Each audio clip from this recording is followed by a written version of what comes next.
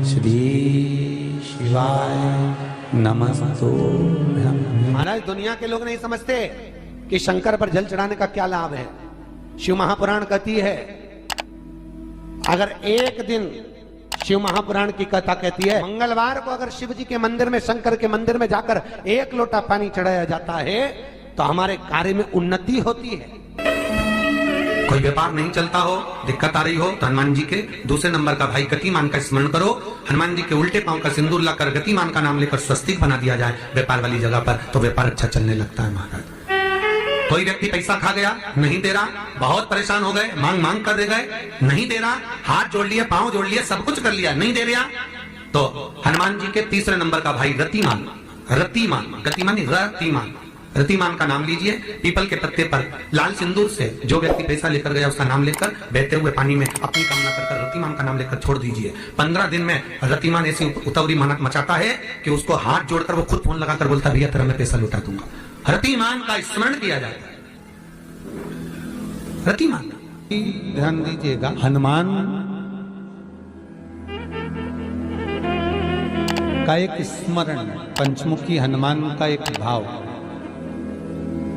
महाराज जैसे बहुत ज्यादा तकलीफ अगर व्यक्ति को हो गई है, बहुत कष्टमय जीवन चल रहा है, हार गए हर जगह से और तकलीफमय जीवन चल रहा है, तो पंचमुखी हनुमान का एक शिव महापुराण का और स्कंद पुराण का एक बड़ा सुंदर मंत्र है। उस मंत्र को आप सब एक बार हमारे साथ में बोलें। ओम नमो हनुमते रुद्र अवताराय सर्व शत्रु संहारणाय सर्व रोग हराय सर्व वशीकरणाय रामदूताय स्वाहा। बस इस मंत्र को हाथ में काली तिल लेकर, एक जौ लेकर और गूगल लेकर, थोड़ा सा उसमें गाय का घी डालकर, कंडे को या अग्नि को जलाकर इस मंत्र का 11 बार 21 बार जाप कर कर अपनी कामना कर कर छोड़ दीजिए। कैसा भी रोग हो, बीमारी हो, कष्ट हो, दुख हो, तकलीफ हो, 21 दिन के अंदर वो आनंद आना प्रारंभ कर देता है। इस मंत्र, स्कंद पुराण का, शिव महापुराण का ये मंत्र मूल पंचमुखी हनुमान सुख देंगे। और एक और चीज याद रखिए महाराज, यदि कोई काम के लिए जा रहे हो, कोई व्यापार के लिए जा रहे हो या नौकरी करने के लिए जा रहे हो और लगी नहीं रही, बहुत तकलीफ पा रहे हो, सर्विस ही नहीं लग रही, बहुत कष्टमय हो गया, तो निवेदन करूंगा 5 पीपल के पत्ते पर बेसन के 5 लड्डू घर में बने हुए, गाय के घी के 5 लड्डू रख लो। उस लड्डू के बीचों बीच एक आटे का दिया और उसमें तिल्ली का तेल डालकर इसी मंत्र का प्रयोग कर कर पंचमुखी हनुमान का किसी भी हनुमान के मंदिर में जाकर, दक्षिण मुखी हनुमान के मंदिर में जाकर उसको रख कर आ जाइए। इसके बाद आप उस काम के लिए जाइए, आपका काम सफल हो जाएगा। आपको किसी को नहीं कहना पड़ेगा कि हाथ जोड़ना नहीं पड़ेगा, किसी के पांव नहीं पड़ना पड़ेंगे, तुरंत काम होगा। बस इस मंत्र का स्मरण कर कर पंचमुखी हनुमान का भूतेश्वर जो मंत्र है वो सुख देने वाला। पूरे घर में वास्तु के हिसाब से केवल एक दीवार ऐसी होती है जहां पर हनुमान जी का चित्र लगाया जाए।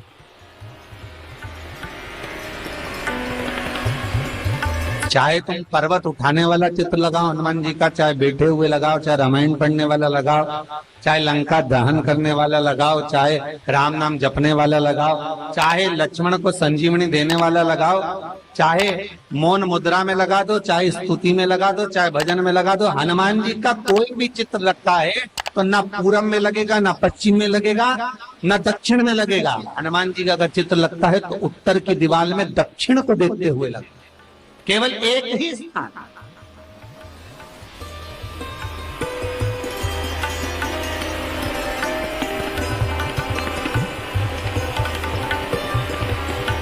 जैसे पूर्वजों के चित्र को, पितरों के चित्र को, गए हुए हमारे जीवों के चित्र को दक्षिण में विराजमान किया जाता है, उसी तरह हनुमान को उत्तर में विराजमान कर कर दृष्टि दक्षिण में कर दी।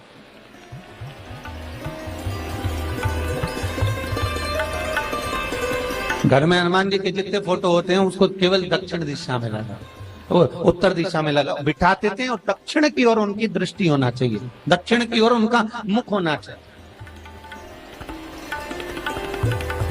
क्यों?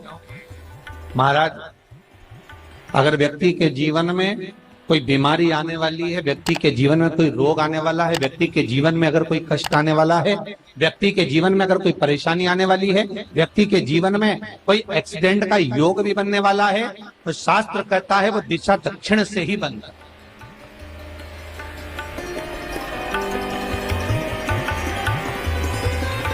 ये दक्षिण जो दिशा है ये यम की दिशा। यहाँ संपूर्ण परिवार के साथ यमराज अपने आनंद में निवास करते।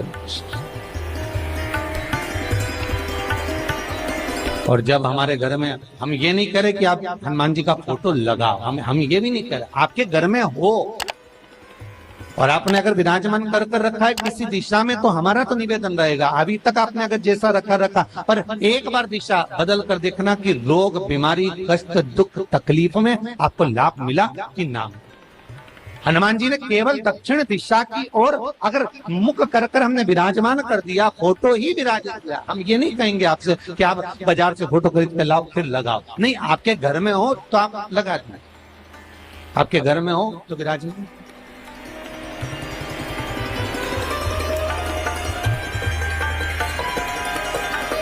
अच्छा, कितनी विपरीतता है वो भी आप जरा जानिएगा महाराज, कि शंकर भगवान के ऊपर जो जल चढ़ाया जाता है उसकी जलाधारी उत्तर में जाती है महाराज। भगवान शिव का जो जल जा रहा है वो उत्तर की ओर जा, और हनुमान जी को उत्तर में विराजमान कर मुख दक्षिण की ओर कर दिया। क्यों? प्रबल दिशाओं में उत्तर और दक्षिण महाराज, ये जो दो दिशाएं, इनको साधने के लिए कोई देवता आगे नहीं। अगर इन दिशाओं को कोई साधने वाला है तो केवल एक देवाधिदेव महादेव ही हो सकता। काल का हरण करने वाला वो महान काल ही हो सकता। शंकर का ही एक अवतार है हनुमान जी महाराज, रुद्र अवतार महाराज। हनुमान जी से कहा तुम दक्षिण की ओर दिशा पर संभालिए। शिव जी कहते हैं मेरा जल जब उत्तर की ओर जाएगा तो इस दिशा को मैं संभालू, चिंता ना करिए। जो स्मरण करने वाला होता है, भजन करने वाला होता है, कीर्तन करने वाला होता है, नाम जाप करने वाला होता है, उसका भी शास्त्र विधान कहता है, उसका भी व्याख्यान वर्णन करता है कि जैसे एक दिशा के रूप में हनुमान जी महाराज को विराजमान कर दक्षिण की दिशा पर हम विजय पर, अर्थात रोग पर, बीमारी पर, कष्ट पर, तकलीफ पर हम विजय प्राप्त कर सकते। ऐसा नहीं कि ऐसा कोई रोग नहीं जिसकी दवा नहीं है, पर जब तक भगवान की कृपा नहीं होगी तब तक कोई औषधि मिल सकती नहीं, कुछ प्राप्त नहीं हो सकता। जब भगवान करुणा करते हैं तो आप रूप कुछ ना कुछ सुख की अनुभूति हो जाती है, अपने आप सुख का भान हो जाता है।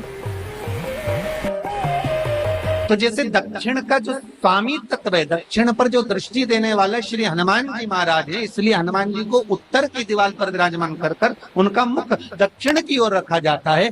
वास्तु शास्त्र के हिसाब से, वास्तु नियमों के हिसाब से सारे फोटो कहीं पर भी लगा सकते हो, पर हनुमान जी का अगर फोटो तुम्हारे घर में है, हनुमान जी अगर तुम्हारे घर में विराजमान है, हनुमान जी का चित्र तुम्हारे घर में विराजमान है, तो उसका मुख दक्षिण का होगा, तो रोग, बीमारी, तकलीफ, कष्ट ये सब दूर हटते।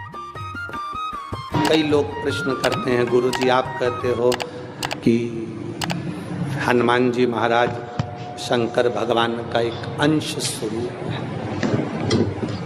एक अंश स्वरूप। पूरी शिव महापुराण की कथा को उठाकर देखिए, स्कंद पुराण को, मत्स्य पुराण को, कूर्म पुराण को उठाकर देखिए। एक बाणासुर का चरित्र और एक श्री हनुमान जी महाराज का चरित्र बहुत सुंदर। शिव का एक अंश माता अंजना के तप साधना से शिव की प्रागट्यता और शंकर भगवान की प्रागट्यता से शंकर का स्वरूप प्रकट हो। इसीलिए तो कहते हैं शंकर सुमन केसरी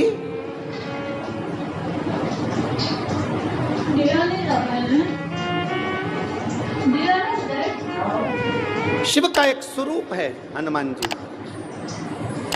हम तो हमेशा कहते हैं अगर आप हनुमान जी का भी दर्शन कर रहे हैं तो ये अंदाजा लगा कर रखें कि आप शंकर का दर्शन कर रहे हैं। आप शंकर का दर्शन कर रहे हैं तो ये अंदाजा लगा कर रखें कि आप हनुमान जी का दर्शन कर रहे हैं। सब एक, कोई भेद नहीं, सब एक, कोई भेद नहीं। देवताओं, आप एक बेलपत्र, जैसे आप एक बेलपत्र कि ये दो जो पत्तियां होती हैं, जरा ध्यान देंगे, ये दो जो पत्ती नीचे की रहती है बेलपत्र, आगे का भाग एक बेलपत्र और नीचे की जो ये दो पत्तियां होती हैं, इन दो पत्तियों के ऊपर एक एक शमी पत्र। ये दो जो पत्तियां हैं, इन पत्तियों के ऊपर एक एक शमी पत्र और लाल चंदन ये रखकर कितना भी रोगीला व्यक्ति हो, रोग से ग्रसित व्यक्ति हो, जिंदगी में कितना ही दुख पड़ रहा हो, बेलपत्र की ये दोनों पत्ती जिसके ऊपर शमी पत्र रखकर, लाल चंदन रखकर श्री हनुमान जी महाराज और हनुमान जी महाराज के तीसरे नंबर के भाई श्री गतिमान जी। हनुमान जी कितने भाई हैं? 6। उसमें हनुमान, रतिमान, प्रतिमान, मतिमान, गतिमान, तो जो नीचे के क्रम में आते हैं श्री गतिमान जी, उन गतिमान जी और हनुमान जी का नाम लेकर जो शिवलिंग के ऊपर समर्पित कर देता है, रोग का निवारण होता ही है, रोग मुक्ति होती है। मंगल का प्रदोष निकाल कर रख लो कि मंगल का प्रदोष इस दिन पड़ रहा है, मंगल की त्रयोदशी तिथि पड़ रही है, प्रदोष व्रत मंगलवार का पड़ रहा है। और जिन लड़का लड़की को मंगल होते हैं, जिन कन्या और वर को मंगल होते हैं, केवल शंकर भगवान के मंदिर में जाकर चौमुखी दिया, 4 बत्ती का दिया आटे का, उसमें घी डालकर लड़की शंकर भगवान के मंदिर में मात्र 7 बार शंकर पे से उतार कर 3 बार स्वतः उतार कर शिव के मंदिर में रख देती है, उसका मंगल आड़े आता ही नहीं है, मंगल नहीं आता सामने। मंगल प्रदोष व्रत का इतना महत्व है महाराज। जब जिस महीने में जो प्रदोष पड़ा करे, जब प्रदोष पड़े, बन सके 1 बेलपत्र, बन सके 5 बेलपत्र, शमी पत्र, हरे मूंग, हरा मूंग, बेलपत्र, एक कलश के अंदर थोड़ा सा पानी लेकर 1 बेलपत्र, हरा मूंग, शमी पत्र डालकर और उसमें थोड़ा सा गुड़ डालकर भगवान शिव का स्मरण कर कर प्रदोष काल में, मान लो कोई काम आपका बहुत जरूरी है, बहुत दिनों से आप थक गए हैं, नहीं हो रहा, कर्जा बढ़ रहा है, धन नहीं आ रहा, व्यापार नहीं चढ़ रहा, या कोई समस्या बहुत प्रबल है, कोई एग्जाम में बैठ रहे हो, नहीं हो रहा, परीक्षा भी दे दी है, रिजल्ट आने ही वाला है, तो भी प्रदोष काल में, प्रदोष के समय वो जल, मूंग, शमी पत्र और बेलपत्र और गुड़ का शंकर के शिवलिंग को समर्पित करना प्रारंभ कर दो। 2 या 3 प्रदोष करोगे, बाबा आपकी मनोकामना शीघ्र पूर्ण कर देगा।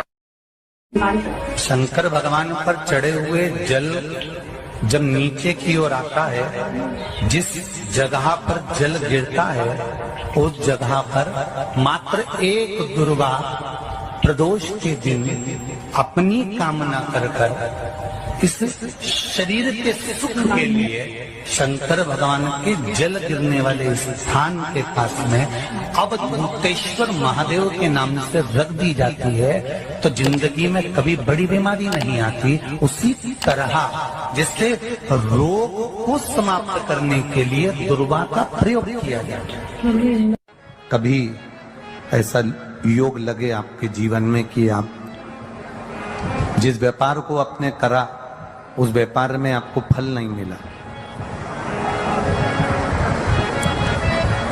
फिर आपने व्यापार चेंज करा, फिर बदल कर देखा, फिर उस व्यापार को कर देखा, उसमें फल नहीं मिला, फिर आपने वापिस व्यापार को बदलने का विचार किया, तो हमारा निवेदन रहेगा उस व्यापार को बदलने से पहले एक काम जरूर कर देखें। 3 स्थान पर बेलपत्र को चढ़ाकर देखिएगा। अगर आपको लगे कि मैंने व्यापार बदल लिया, एक बार बदला, कई लोग ऐसे भी होते हैं जो पैसा इकट्ठा करते हैं, धन एकत्रित करते हैं और कोई व्यापार ऐसा कर लेते हैं जिस व्यापार में धन चले जाता है तो वो धन वापिस नहीं आता महाराज, वो व्यापार का धन वापिस नहीं आता। तो बड़े दुखी होता है कि भाई मेरा गया हुआ पैसा नहीं आ रहा, मैं बड़ा कष्ट में हूं, मेरा खुद का ही आ जाए ना तो मैं निहाल हो जाऊं, मेरा अपना ही नहीं आ रहा जो गया हुआ है तो मैं क्या वर्णन करूं उसको, क्या उनके लिए भी ये प्रयोग, ये शिव विद्येश्वर संहिता का ये भाव बड़ा सुंदर है। आप व्यापार पर व्यापार बदल कर देख लिए, धन भी हमारा कहीं डूब गया, आ नहीं रहा है, तो प्रयास करना 3 स्थान पर चढ़ाई गई बेलपत्र हमें सुख अनुभव करा देगी। बहुत ध्यान लगाइए। पहला, अशोक सुंदरी की जगह। अब ये बेलपत्र जब भी आप चढ़ाएंगे तो रविवार की अगर प्रदोष पड़ जाए, कौन से दिन? रविवार की प्रदोष के दिन ये प्रयोग अवश्य कर देखिएगा। ज्यादा बार नहीं करना है, केवल एक ही बार करना, बाबा स्वयं कृपा करेगा। अपने मंदिर में, अर्थात अपने घर के पास कोई मंदिर हो, शिवालय हो, देवालय हो, जहां शंकर भगवान विराजमान हो, शिवलिंग हो, ऐसी जगह पर अवश्य करें। हमें कहीं दूर जाकर ये प्रयोग नहीं करना है, अपने शिवालय, अपने जो घर के आसपास में शिवालय हो वो। एक बेलपत्र अशोक सुंदरी वाली जगह। अब उसको अशोक सुंदरी की जगह पर भी चढ़ाने का तरीका क्या है? जब हम बेलपत्र चढ़ाएंगे तो उस बेलपत्र को चढ़ाते समय आपकी जो बेलपत्र की डंडी है, वो बेलपत्र, रविवार प्रदोष के दिन का ये उपाय है महाराज। ये बेलपत्र की जो डंडी है, इस डंडी का भाग शिवलिंग की ओर होना चाहिए। ये जो डंडी है, इसका भाग अशोक सुंदरी पर जब चढ़ाएंगे तो शिवलिंग की ओर इसका भाग होगा महाराज। दूसरी, बेलपत्र को जब हम समर्पित करेंगे, जया, विषहरा, शामरीवारी, दौतली, देव, मान लो जलाधारी ऊपर नहीं है शंकर जी के, तो उसका स्मरण कर 5 कन्याओं का नाम लेकर, जया, विषहरा, शामलीवारी, दौतली, देव, इनका स्मरण कर शंकर भगवान के शिवलिंग पर बेलपत्र रखेंगे। बेलपत्र कहां रखना है? आप अगर यहां बैठे हो तो आपके विपरीत में डंडी का मुख होना चाहिए। ये बेलपत्र की जो डंडी है, इसका मुख आपके विपरीत में हो। आप यहां बैठे हो तो डंडी उधर होगी, आप इधर बैठे हो तो डंडी का मुख इधर होगा, आप उधर बैठे हो तो डंडी का मुख इधर होगा। आपके ठीक विपरीत की ओर डंडी का मुख हो। ये 2 जगह बेलपत्र समर्पित करने के बाद तृतीय बेलपत्र शिवलिंग की जो जलाधारी है, जहां पर